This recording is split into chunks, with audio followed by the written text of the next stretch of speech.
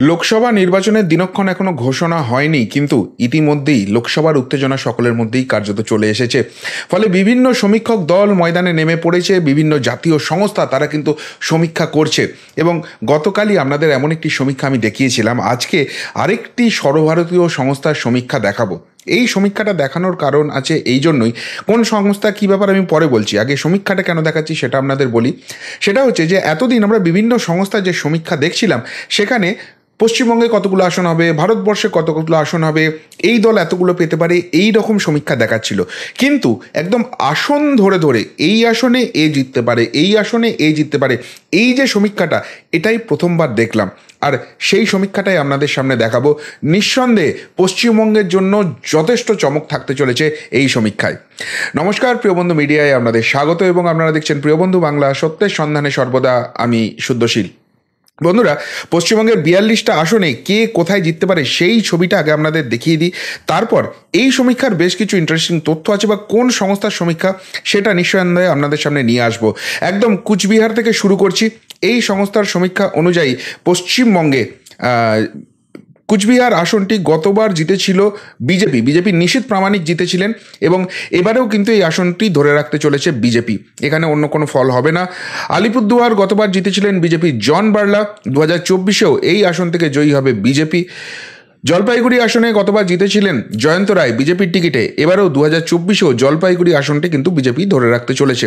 অর্থাৎ প্রাথমিক ট্রেন্ডে দেখা যাচ্ছে উত্তরবঙ্গ কিন্তু বিজেপিরই থাকছে। 2019-এ রাজু বিস্তা দার্জিলিং আসন থেকে জিতেছিলেন বিজেপির টিকিটে, 2024-এও দার্জিলিং আসনটি থাকতে চলেছে বিজেপির পক্ষে।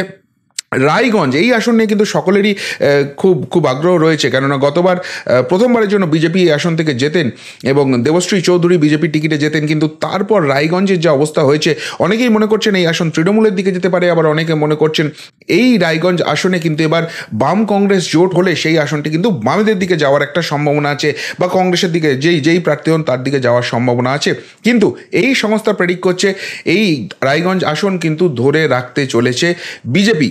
রায়গঞ্জের পর বিজেপির রাজ্য সভাপতি সুকান্ত মজুমদারের আসন বালুরঘাট, গতবার তিনি জিতেছিলেন এখান থেকে, প্রথমবারের জন্য এমপি হন, এবং 2024-এও এই আসনটি ধরে রাখতে চলেছে বিজেপি।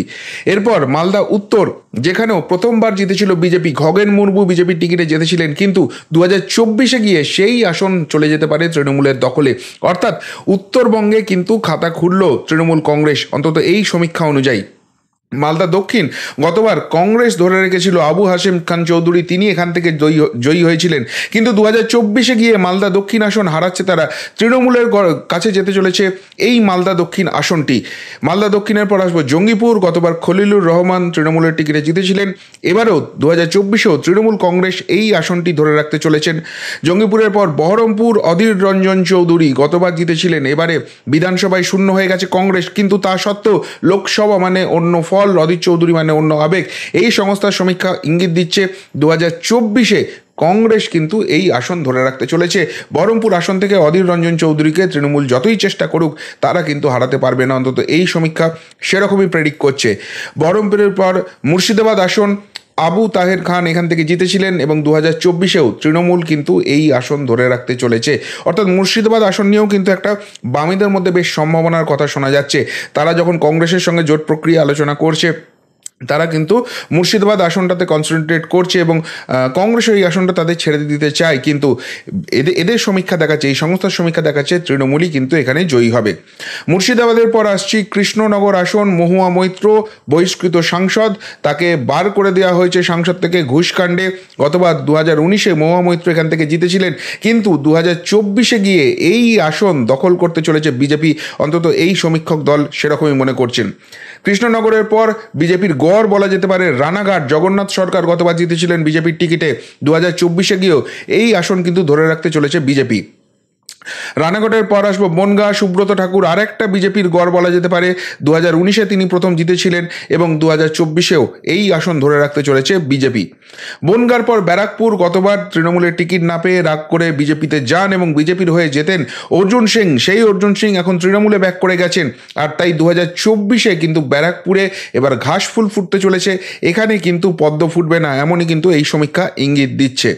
ব্যারাকপুরের পর আসছি দমদম, সৌগত রায় রায় গতবার জিতেছিলেন তৃণমূলের টিকিটে, কিন্তু এবারে এখানে হতে চলেছে উলটপুরাণ। বিজেপি তৃণমূলের কাছ থেকে এই আসন ছিনিয়ে নিতে চলেছে। এবার 2024-এ দমদমে কিন্তু পদ্ম ফুটতে চলেছে। এই সমীক্ষক দল সেই ইঙ্গিতটাই দিচ্ছেন। দমদমের পর বারাসত, কাকলি ঘোষ দস্তিদার তৃণমূলের দীর্ঘদিনের সাংসদ, গতবারে জিতেছিলেন তৃণমূলের টিকিটে। 2024-এও বারাসত ধরে রাখতে চলেছে তৃণমূল, এমনটাই ইঙ্গিত দিচ্ছে। এরপরে ইন্টারেস্টিং আসন বসিরহাট, যেখানে এই সন্দেশখালী এবং সেখানে কী কাণ্ড চলছে। সেখানে 2019-এ নুসরত জাহান জিতেছিলেন এবং 2009 থেকেই এই আসনে জিতছে তৃণমূল কংগ্রেস, কিন্তু প্রত্যেকবারই তাদের প্রার্থী চেঞ্জ করতে হয়েছে। 2024-এও সম্ভবত প্রার্থী চেঞ্জ হতে চলেছে এবং তা সত্ত্বেও 2024-এ এখানে ঘাসফুলি ফুটবে, এমনই ইঙ্গিত দিচ্ছে এই সমীক্ষা।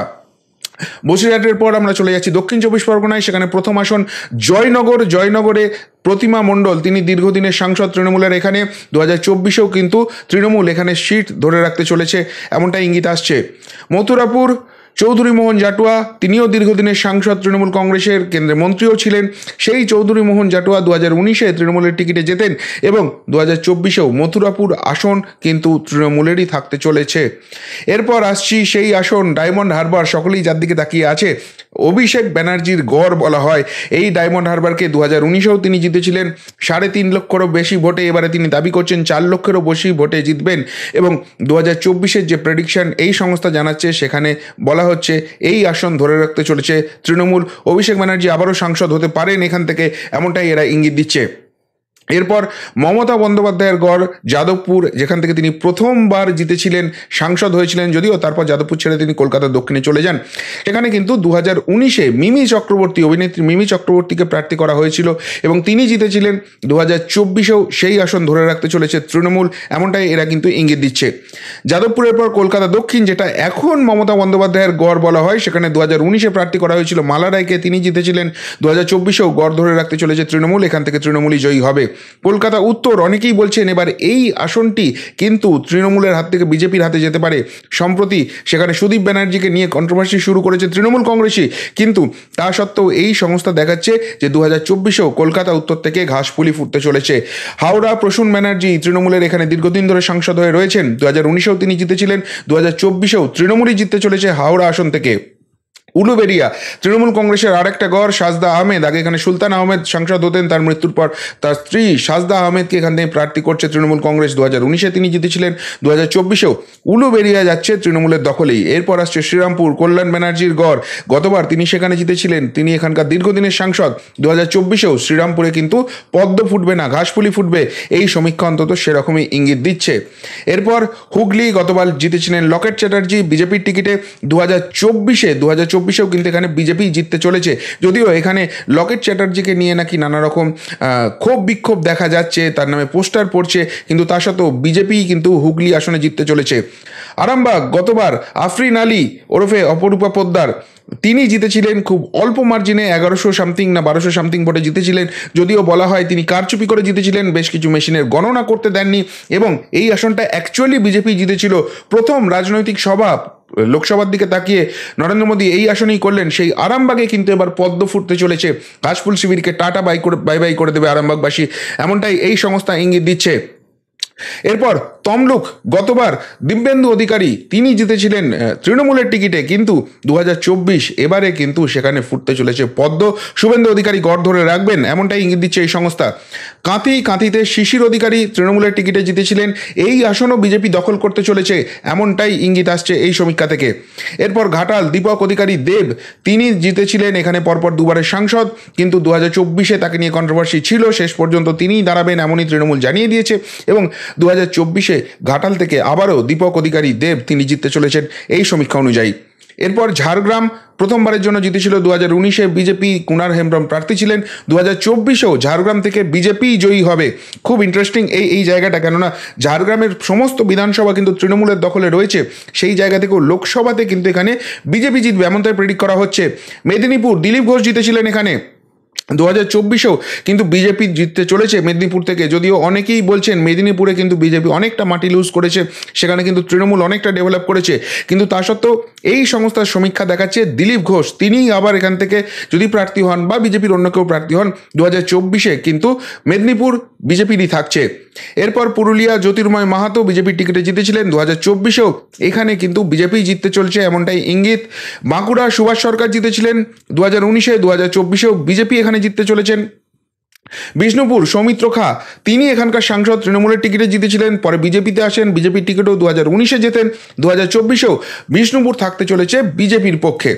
এরপর বর্ধমান পূর্ব 2019-এ সুনীল মণ্ডল তিনি জিতেছিলেন তৃণমূলের টিকিটে, মাঝখানে তিনি বিজেপিতে গিয়েছিলেন 6-7 মাস থেকে, আবার গুটি গুটি পায়ে তৃণমূলে ব্যাক করে গেছেন, টিকিট পাবেন কি পাবেন না জানা নেই, কিন্তু সেই বর্ধমান পূর্ব এবারও ঘাসফুলের দখলে থাকতে চলেছে এমন তাই ইঙ্গিত দিচ্ছে। বর্ধমান দুর্গাপুর প্রথমবারের জন্য গতবার যেতে বিজেপি সুরিন্দর সিং আলুওয়ালিয়া দার্জিলিং থেকে নিয়ে এসে তাকে প্রার্থী করা হয়েছিল এবং বর্ধমান দুর্গাপুরবাসী তাকে জিতিয়েছিল বিশাল ব্যবধানে, কিন্তু 2024-এ গিয়ে সেই আসন পুনরুদ্ধার করতে চলেছে তৃণমূল, এই সংস্থার সেই সমীক্ষায় অন্তত ইঙ্গিত দিচ্ছে। আসানসোল বাবুল সুপ্রিয় 2019-এ জেতেন, কিন্তু পরে তিনি কিছু অপরচুনিটির লোভে তৃণমূলে যোগদান করেন, তৃণমূল থেকে রাজ্যের মন্ত্রী করে, বাই ইলেকশন হয়, আপাতত সেটা তৃণমূলের দখলে আছে, শত্রুঘ্ন সিনহা সেখান থেকে জিতেছেন, কিন্তু বিহারী বাবুকে এবার আসানসোলবাসী টাটা বাই বাই করে দেবে, এই সমীক্ষা সেই ইঙ্গিত দিচ্ছে 2024-এ আবারও ফুটবে পদ্ম, এমনটা এখান থেকে দেখা যাচ্ছে। এরপর বোলপুর আসন 2019-এ অসিত মাল প্রথমবারের জন্য প্রার্থী হন, তিনি জেতেন, 2024-এও তৃণমূল জিততে চলেছে বোলপুর আসন থেকে। খুব ইন্টারেস্টিং, কেননা অনুব্রত মণ্ডল নেই, তা সত্ত্বেও তৃণমূলের গ্রিপেই থাকছে বীরভূম জেলা, এমনটাই দেখাচ্ছে। বীরভূম আসন শতাব্দী রায় দীর্ঘদিনের সাংসদ, এবারে টিকিট পাবেন কিনা সেই নিয়ে প্রশ্ন উঠছে, কিন্তু 2024-এ এখান থেকে জিততে চলেছে তৃণমূল কংগ্রেসই, অন্তত এই সমীক্ষা সেই ইঙ্গিত দিচ্ছে। এতগুলো আসন 42টা আসন আপনাদের সামনে আনলাম, এবং সমীক্ষা যেটা করেছে সেটা হচ্ছে ইন্ডিয়া টিভি সিএনএক্স সংস্থা, আমাদের কোনো সমীক্ষা নয়, সর্বভারতীয় সংস্থার এটা সমীক্ষা আপনাদের দেখালাম। এবং এই সমীক্ষা অনুযায়ী পশ্চিমবঙ্গের যে 42 আসন আছে সেই 42 আসনের মধ্যে 21টি আসন পেতে চলেছে তৃণমূল কংগ্রেস, অর্থাৎ গতবারের থেকে তারা কিন্তু একটি আসন লুজ করছে। এবং যদি আরও ভালো করে মাইনরলি আপনারা দেখেন, 22টি আসন জেতার পর আসানসোল তারা দখল করেছে, 23 আসন হয়েছে, অর্জুন সিং ব্যারাকপুর তিনি ব্যাক করে গেছেন, 24 আসন হয়েছে, 24 থেকে 21-এ তারা নেমে আসছে, 3টি আসন কিন্তু তারা লস করছে। অন্যদিকে বিজেপি বর্তমানে 16টি আসনে দাঁড়িয়ে আছে, 18টি আসন তাদের অ্যাকচুয়ালি জিতেছিল, কিন্তু বর্তমানে তারা 16টি আসনে দাঁড়িয়ে আছে, দুজন সাংসদ তাদের নেই, কিন্তু সেই জায়গা থেকেও তারা পৌঁছে যাচ্ছে 20টি আসনে, অর্থাৎ যদি গতবারের রেজাল্ট দেখি 18 থেকে 20 জাম্প হচ্ছে, বা বর্তমান সিচুয়েশন দেখি 16 থেকে 20, সেখানেও তাদের কিন্তু জাম্প হচ্ছে। এবার আপনাদের আমি একটু ভোটের হিসেবটা দেখিয়ে দিই। সেই ভোটের হিসেব অনুযায়ী যেটা দেখাচ্ছে, এই সমীক্ষা 5 থেকে 23 ফেব্রুয়ারির মধ্যে করা হয়েছে, অর্থাৎ রাম মন্দিরের এফেক্ট কিন্তু খুব বেশি এখানে ক্যাপচার হয়নি, এবং তার থেকেও বড় কথা পশ্চিমবঙ্গের যে সন্দেশখালী ইস্যু সেটা কিন্তু কতটা ক্যাপচার হয়েছে সেটা নিয়ে প্রশ্ন থেকে যাচ্ছে, কিন্তু তা সত্ত্বেও দেখা যাচ্ছে একদম কাছে কাছে লড়াই হচ্ছে। 21টা তৃণমূল, 20টা পাচ্ছে বিজেপি, একটা আসন যাচ্ছে কংগ্রেস, অধীর চৌধুরী নিজের আসন ধরে রাখছেন। এবার ভোট শতাংশ যেটা দেখাচ্ছে সেটা হচ্ছে 44.5% পাচ্ছে তৃণমূল কংগ্রেস, অর্থাৎ গতবারে লোকসভা নির্বাচনে যে ভোটটা পেয়েছিল তার থেকে 1% বাড়িয়ে দিচ্ছে। কিন্তু অন্যদিকে আর একটা জিনিস দেখুন, এরা কিন্তু বিধানসভা নির্বাচনে 48% ভোটে ছিল, সেখান থেকে 44.5%, মানে ভোট কিন্তু লস হচ্ছে তৃণমূল কংগ্রেসের। অন্যদিকে বিজেপি কিন্তু 43% ভোট পেতে পারে, অর্থাৎ গতবারে 2019-এর ফলাফল যদি আমরা মেজার করি সেখান থেকে 2.3% গেন দেখাচ্ছে, অর্থাৎ যদি আমরা বিধানসভাকে প্যারামিটার ধরি 2021-এর ভোটের থেকে তারা কিন্তু সেখান থেকে বেরিয়ে যাচ্ছে, প্রায় 5% কাছাকাছি ভোট তারা বাড়িয়ে নিচ্ছে। লেফট ফ্রন্ট 5.68% এবং কংগ্রেস 3.62% তারা ভোট পাচ্ছে, দুজনের সম্মিলিত ভোট 2% মতো লস করছে, অর্থাৎ সেই জায়গা থেকে দেখতে গেলে বামফ্রন্ট কংগ্রেস কিন্তু ইম্প্যাক্ট হারাচ্ছে। অর্থাৎ সব মিলিয়ে এখনও কিন্তু প্রচার শুরু হয়নি, এখনও প্রার্থী তালিকা ঘোষণা হয়নি, এবং সেই জায়গা থেকে সন্দেশখালীর ইস্যুটাও কিন্তু ঠিকঠাকভাবে ক্যাপচার করা যায়নি। তা সত্ত্বেও বিজেপি 20, তৃণমূল 21 এবং কংগ্রেস 1। পশ্চিমবঙ্গ নিয়ে কিন্তু খুব খুব খুব ইন্টারেস্টিং একটা প্রেডিকশন দিয়েছে ইন্ডিয়া টিভি সিএনএক্স, এবং এই সমীক্ষাটা এই কারণেই দেখালাম আপনাদের, তার কারণ এর আগে যতগুলো সমীক্ষা আপনাদের সামনে নিয়ে এসেছি, যে সংস্থাই করুক তারা বলেছে পশ্চিমবঙ্গ থেকে এরা এতগুলো সিট পাবে, কিন্তু সিট ধরে ধরে, আসন ধরে ধরে এই দল এই আসন, এই দল এই আসন, এই প্রথম কোনো সর্বভারতীয় সংস্থার তরফ থেকে সেই সমীক্ষা পেলাম, সেটাই আপনাদের সামনে নিয়ে এলাম।